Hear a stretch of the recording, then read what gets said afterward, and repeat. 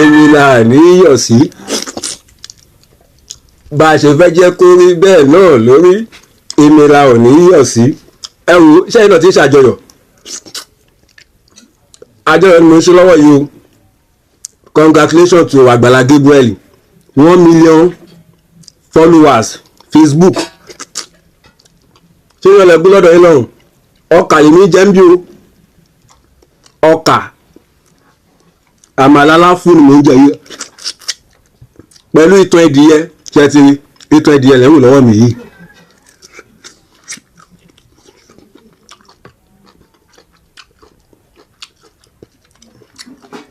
omi la ò ní yọ̀ sí màmá ṣé ẹ ti gbúrò lọ́dọ̀ yín lọ́hùn ṣé ẹ ti ṣe ìwé lẹ́yìn sè níbẹ̀ yẹn ṣé fried rice ni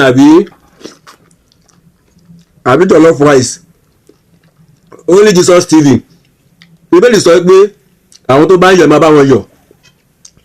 Àgbàlá Gabriel yọ ayọ̀ 1 million followers oríire ńlá ló jẹ́ mò ń bu òkèlè ń bíbá yìí o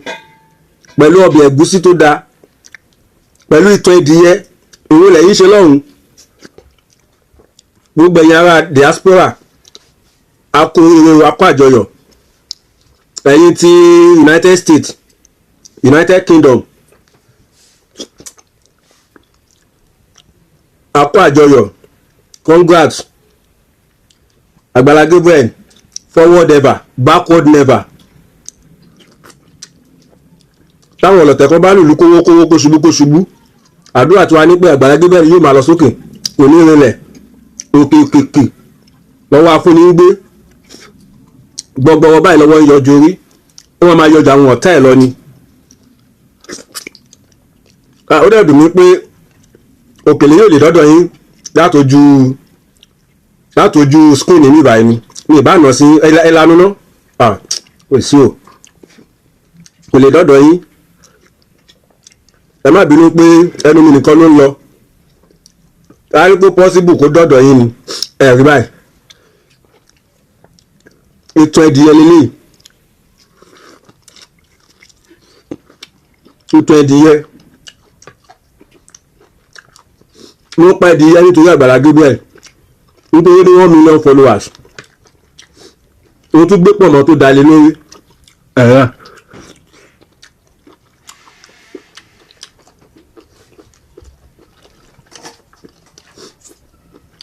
èmi la ò ní yọ̀ sí bá a ti fẹ́ kó rí bẹ́ẹ̀ náà lórí èmi la ò ní yọ̀ sí tí ẹ bá aláyọ̀ yayọ̀ ayọ̀ tiẹ̀ náà ń bọ̀ oríire tiẹ̀ náà ń bọ̀ Only Jesus TV yìí náà sì ó ń bọ̀ wá wọ 1 million subscribers ní orúkọ Jésù gbogbo ẹ̀yin tẹ́ lọ́wọ́ sí àṣeyọrí Only Jesus TV tó fi wọ 4,000 plus subscribers ẹ ṣé o ẹ̀yin náà tún wò mí lọ́wọ́ báyìí for the first time ẹ̀yin náà ẹ darapọ̀ láti mú tẹ̀síwájú bọ́ ní Jesus TV gbogbo àwọn tá à ń tẹ̀lé Àgbàlá Gabriel oríire ń bà wá náà bá a ṣe ń núdùnú sí oríire àti ìgbéga ẹ̀ bẹ́ẹ̀ náà ni oríire ń bà wá náà àti ìgbéga torí náà gbogbo pátápátá ẹ má bànújẹ́ sí ìlọsíwájú àti àṣeyọrí ọmọ ẹnìkejì yín ẹ lọ́wọ́ sí ìlọsíwájú ẹ̀ àti àṣeyọrí ẹ̀ nípa bẹ́ẹ̀ àṣeyọrí náà máa jẹ́ tiyín náà ẹ bí mo ṣe ń mi òkèlè mo ń mi òkèlè báyìí nítorí 1 million followers Àgbàlá Gabriel oríire ńlá ló jẹ́ à ń bá Àgbàlá Gabriel yọ ayọ̀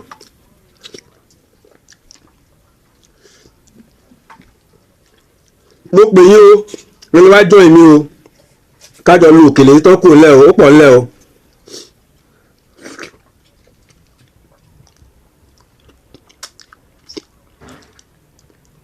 ó pọ̀ ńlẹ̀ o ọkà ní o àmàlálá fún ó pọ̀ ńlẹ̀ pẹ̀lú ìtàn ẹ̀dìyẹ ó pọ̀ ńlẹ̀ gbogbo fans Àgbàlá Gabriel a kú oríire o gbogbo ẹ̀yin followers Àgbàlá Gabriel a kú oríire o gbogbo ẹ̀yin supporters a kú oríire o ojú ti àwọn ẹlẹ́gàn báyìí Àgbàlá Gabriel lọ síwájú ni o ó dẹ̀ máa lọ síwájú ni kò ní lọ sẹ́yìn o. Àwọn tó bá wà ṣubú àwọn ló máa ṣubú. Nítorí ọ̀rọ̀ Ọlọ́run ti sọ nípa tiwa pé àwọn tó bá ti bínú sí wa lòun yóò bínú sí. Àwọn tó bá fi wá ré òun yóò fún wọn ré. Àwọn tó bá dẹ̀ súre fún wa òun yóò súre fún wọn. Torí náà gbogbo ẹ̀yin ẹlẹ́gàn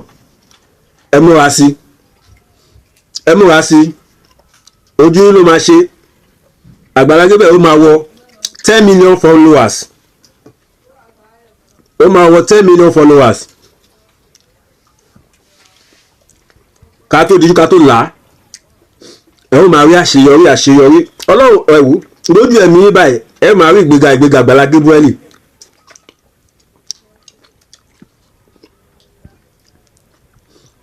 ṣé yọ́ lẹ́yìn jẹ lọ́rùn?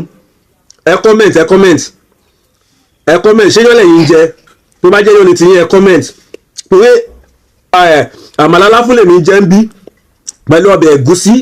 àti ìtàn ẹ̀dìyẹ nítorí Àgbàlá Gabriel ló dẹ̀ fi pọ̀mọ́ sí pọ̀mọ́lẹ̀ wò yìí.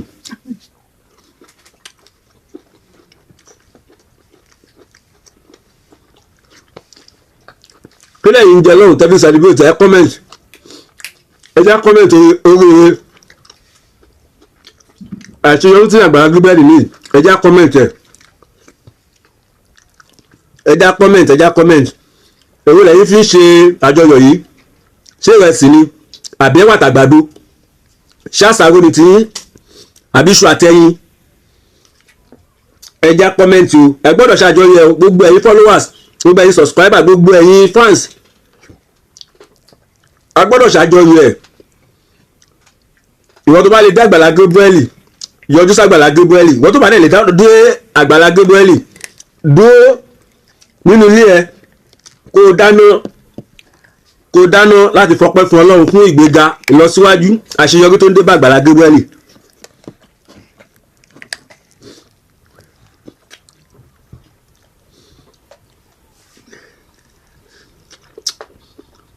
Ìtàn adìyẹ lórí tí mò ń jẹ yóò.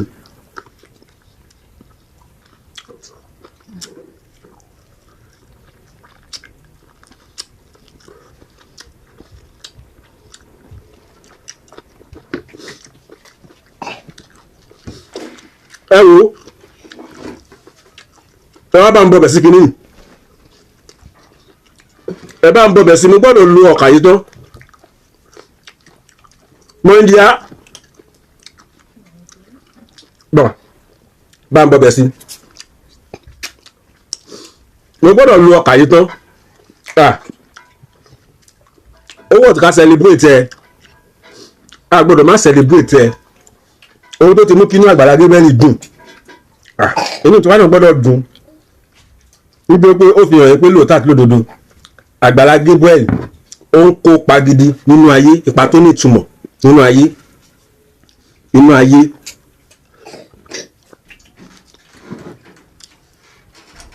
Àwọn òṣèré orí ìtàgé wọ́n ń dunú sí Àgbàlá Gabriel, àwọn akọrin wọ́n ń dunú sí Àgbàlá Gabriel,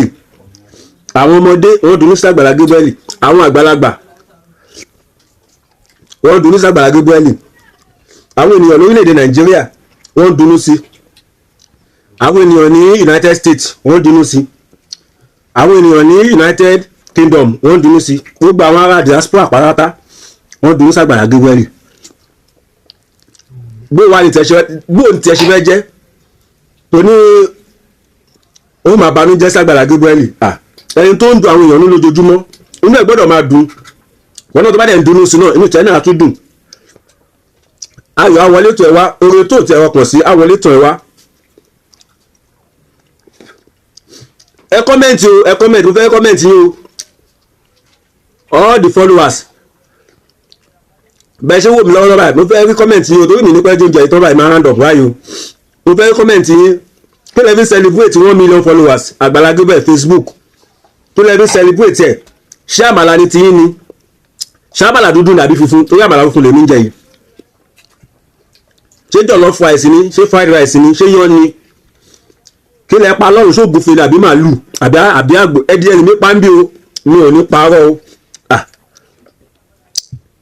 Mi ò ní parọ́ o. Ẹdí ẹni mo pa ohun tágbára mi ká nìyẹn o. nígbàgbà mi ká ní ẹ̀mí ní parọ́ o òótọ́ lọmọ Ọlọ́run ń sọ o ẹ̀dìyẹ ni mo pa o mo pa ẹ̀dìyẹ yẹn láàárọ̀ yìí ni láti celebrate 1 million follower Facebook Àgbàlá Gabriel. ìtàn ẹ̀dìyẹ náà lélẹ̀.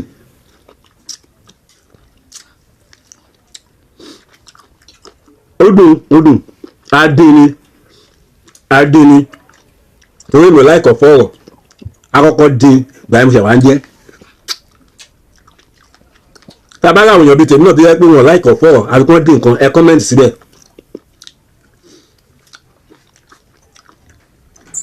ẹni tí bá fẹ́ jẹ ìbàjẹ́ ìbàjẹ́ wọn ni ìbàjẹ́ tọ́kí ìbàjẹ́ díẹ̀ wọn akọ́kọ́ di kí n tó jẹ mi láì kí n jẹ náà fọ́ọ̀rọ̀ tàbá láwọn èèyàn bíi tèmi náà bẹ́ẹ̀ tó láìkẹ́ bẹ́ẹ̀ ẹ kọ́mẹ́ǹtì n fẹ́ kọ́mẹ́ǹtì yín n fẹ́ kẹ́ kọ́mẹ́ǹtì. wípé èmi náà láìkọ̀ fọ́ọ̀rọ̀ àfi kí n dín nǹkan kí n tó jẹ́.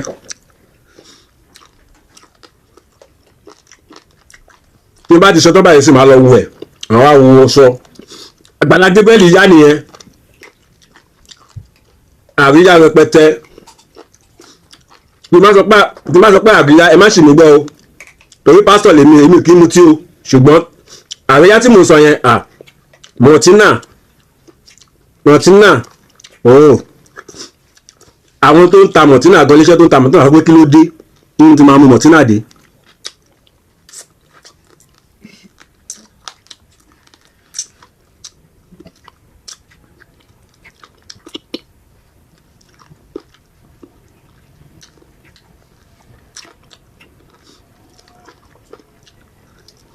ṣé ẹ̀rù mi bẹ́ẹ̀ ètò adìẹ ni mo parí o àwọn pọ̀ ń bẹ́ẹ̀ mo ti ju ìtàn adìyẹ lẹ̀ mo ti jó gbogbo ẹ̀ lẹ̀. ìgbà yẹ lélẹ́yìí o ìyá ṣégbà yà lẹ́ fún mi yìí ìgbà yẹ di ẹ̀rù báyìí ó ní ẹran jọ̀bọ̀jọ̀bọ̀ nínú wo bó ṣe wò mí ìbáṣe ń celebrate ìgbéga tó dé bá Àgbàlá Gabriel àṣeyọrí àti ìṣeré àti ìlọsíwájú tó dé bá Àgbàlá Gabriel láìpẹ́ láì jìnnà ìwọ náà tó wò mí àwọn abẹ́ ẹja ayọ̀ ohun rere lórúkọ Jésù ayọ̀ ohun ìdùnnú kò ní dẹ́sẹ̀ dúró ní ẹ àwọn tó bá ti ń bára yàyọ̀ ayọ̀ tínú òkè ń bàjẹ́ sí ọmọ ẹnìkejì àwọn náà máa lọ síwájú ohun rere á máa bá wọn ẹ wo ní Jesus TV náà ẹ wo 4,000 subscriber ẹ ṣé o gbogbo ẹ subscriber pàápàá ẹ ṣé o ẹ má yẹ ká tapa mi lọ́wọ́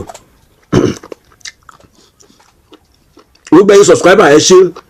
ẹ máa lọ síwájú ojú òní tí ẹ̀yin tẹ́ ti subscribe náà orí Jesus TV ẹ subscribe ló dára fún yín. ayọ̀ ní tọmọ Ọlọ́run àwọn oníwògbò ìbànújẹ́ bí wọ́n pe ní tọ́wọ́ kọ́bọ̀ kò ní yà ọ̀dẹ́ ẹnìkankan wa kò ní yálé wa ayọ̀ la máa fi parí ilé tó kù náà bíi ìwọ màmá bàbá tó ń gbọ́ mi tó gbọ́ mi lọ́wọ́lọ́wọ́ yìí bó ṣe ń dunnú pẹ̀lú mi tó ń wo fídíò tí ẹ̀ ń dùn tí ní ò bàjẹ́ orúkọ Jésù Kristi ìbànújẹ́ ò ní jẹ́ ìpín ẹ̀ ayọ̀ ní tiẹ̀ lórí ọmọ lórí ọkọ lórí aya gbogbo ẹni tó ń wò mí lórí ìdáwọ́lé ẹ ayọ̀ ló máa jẹ́ tiẹ̀ títí kẹ́yìn ayé ẹ o ò ní sunkún o ò ní jẹgun kẹ́yìn ẹ wọn orúkọ Jésù eré ńlá ìbùkún ńlá àṣeyọrí ńlá tó fọkàn sí níbikíbi Ọlọ́run yóò gbé ka ẹ mọ́lé inú ẹ yóò dùn ayọ̀ ẹ máa kún inú mi ń dùn gidigidi gan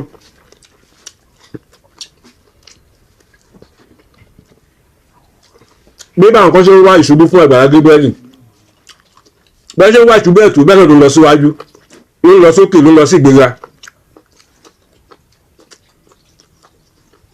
èmi nìkan kọ́ mo wà ń lè a pọ̀ nínú ilé tá à ń celebrate Àgbàlá Gabriel fẹ́ẹ́ lè mọ̀ nípa àpọ̀ nílé ẹ jẹ́ ìṣàdúrà sí kan ṣàmì lórúkọ Jésù gbogbo ọkàn tó ń wò mí pátápátá báyìí tájọ́ ń ṣàjọyọ̀ yìí lórúkọ Jésù Kristi ní agbára tí Ọlọ́run ọ̀gá ògo gbogbo ohun tẹ́ ń fọkàn sí tó ti tẹ̀yìn lọ́wọ́ tẹ̀ ń retí lórúkọ Jésù àánú Ọlọ́run ojú Ọlọ́run wípé Àgbàlá Gabriel wọ 1 million follower Facebook ọlọ́run yóò gbélé yín lọ́wọ́ lórúkọ Jésù. ọlọ́run yóò gbélé yín lọ́wọ́ lórúkọ Jésù. mo tún sọ nígbà kẹta oúnjẹ ni wọ́n ń jẹ oúnjẹ tó ń jẹ ni ò jẹ́ kọ́ lè lánú dáadáa kọ́ ṣàmì bóyá tẹ bá gbé tẹnu yín mì kẹ́ ṣàmì lórúkọ Jésù ọlọ́run yóò gbélé yín lọ́wọ́. ṣe pé èmi kọ́kọ́ ni mo wà nílé.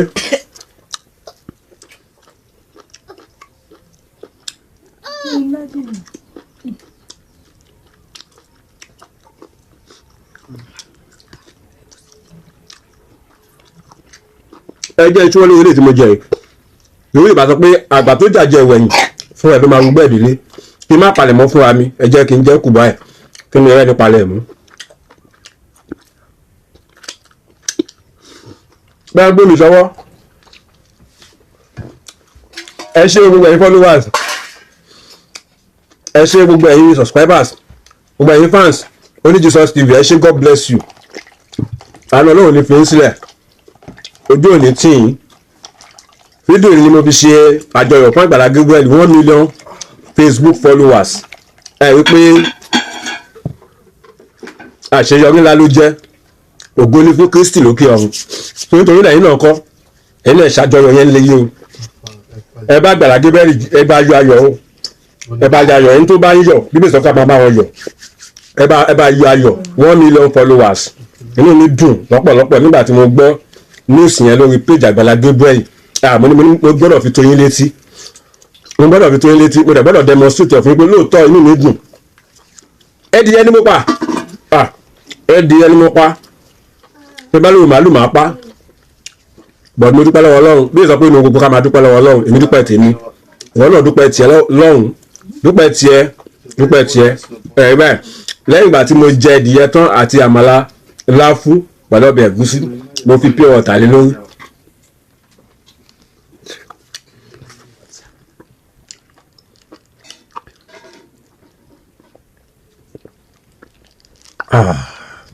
ọkàn mi balẹ̀ ọkàn tiẹ̀ náà balẹ̀ màmá ọkàn yẹn balẹ̀ bàbá arákùnrin arábìnrin tó wò mí ọkàn yẹn náà balẹ̀ ara ò ní ní ẹ́ ò ní fìnira lólé ayé ẹ̀ ara tù ẹ́ orúkọ Jésù gbẹ̀dẹ̀gbẹ̀dẹ̀ báyìí ló rọ kókò lágbàlá á tù ẹ́ gbẹ̀dẹ̀ ọkàn yẹn balẹ̀ lórúkọ Jésù ẹ ṣé o ẹ ṣé gan o dúpẹ́ God bless you people. Only Jesus TV ní èmi ní Evangelist Daniel Táíwò Ọlọ́runfiṣàwò láìpẹ́ torí mi àlàáfíà ní fún yín.